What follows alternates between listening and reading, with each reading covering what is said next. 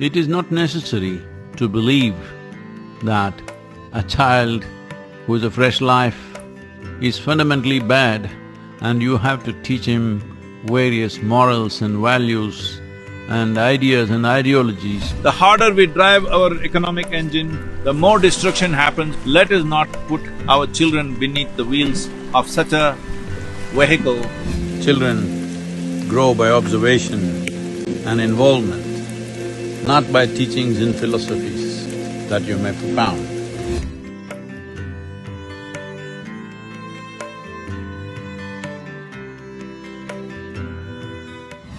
If you have a child, all you have to do is create a loving, supportive and invigorating atmosphere.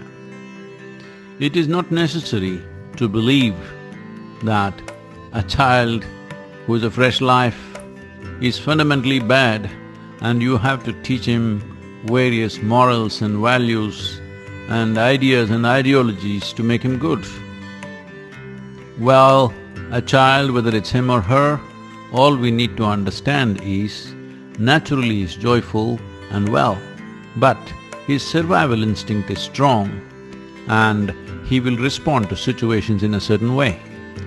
One most important thing that every parent should do is, you must ensure till your child becomes 18 years of age, if you maintain your home atmosphere in such a way that he never gets to see what is fear, what is anxiety, what is anger, what is resentment, what is frustration. You just maintain this atmosphere, that your house is full of joy and loving atmosphere. You can be guaranteed that they will grow up very well. Well, there is always a possibility of external influences, but if you maintain a very pleasant and wonderful atmosphere at home, you will see that will be the biggest influence on the child. Outside, if some nasty influence comes upon him or her, they will know how to shrug it off.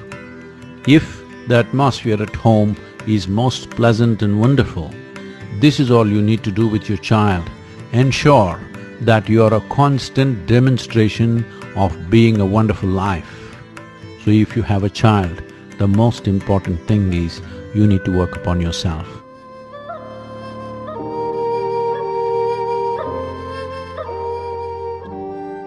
Education should be a tool to expand human perception and consciousness, not a tool for producing cogs for a larger machine.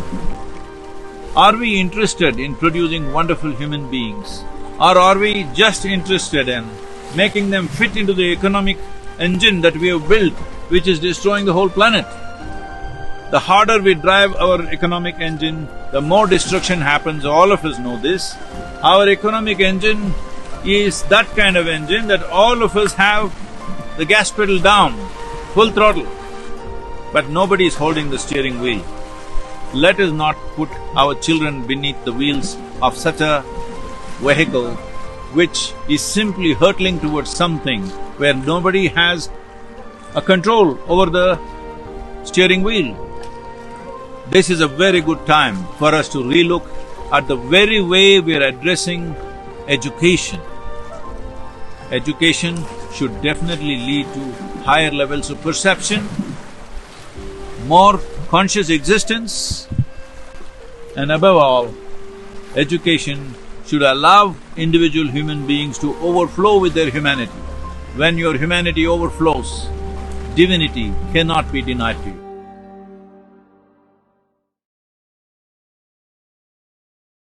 If you set an example as someone worth looking up to, you do not have to do much parenting.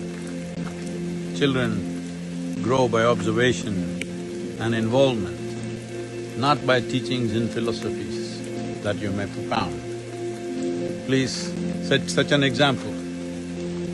Become that person that you want your children to be, then there is hardly anything to be done. In some way in their minds you must become a superstar.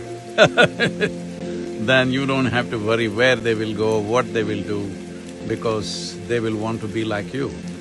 That's all you need to do. Make yourself in such a way, children want to be like you.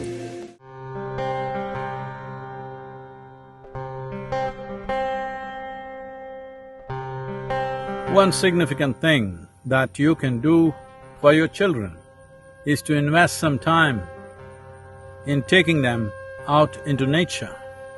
What you cannot teach at home, what schools cannot do, what teachers and parents cannot do, nature can do. This is one of the simplest ways to keep children away from various addictions which are always threatening to come into families. And above all, a certain sense of discipline will naturally become ingrained in a child when they're out in nature, because what works there, what doesn't work there is very clear-cut. So, every parent, those of you who are in some way dedicated to offer a better next generation than who we are, if you're dedicated to that, you have to invest a certain amount of time to take your children out into forests, into mountains, rivers, ocean, whatever is available to you. If you think you're not somebody who can go on big vacations, it doesn't matter. Just around your city, if you go somewhere, there'll be a small hillock, a bunch of rocks, something, make them trek cross-country. It's very, very important both for your physical health, mental health, and above all, development of the child in the fullest possible way.